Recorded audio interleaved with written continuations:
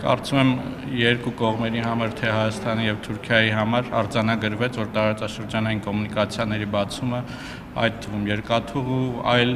հաղորդակցության ուղիների վերաբերյալ բավականին մեծ կարևորություն ունի։ Գիտեք, գաղտնիք չէ, Թուրքիան ձգտում է դեպի կենտրոնական Ասիա իր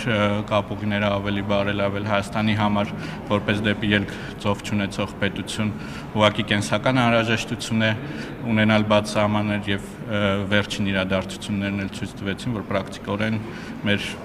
3 կամ եթե ոչ կուզեք ասել 3.5 սահմանները փակ էին կապված Իրանի շուրջ տեղի ունեցող իրադարձությունների հետ։ Խաղաղության խաչմերուկ հայեցակարգը բնականաբար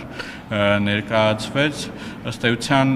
կա ընդհանուր ըմբռնում, որ Հայաստանը կառուցողական է մոտենում իր առաջարկներով կոմունիկացիաների բացման վերաբերյալ։ Թուրքիայի դիրքորոշումը ոնց է, Պարոն Թուրքիան ողջունեց ընդունելի է Թուրքիայի համար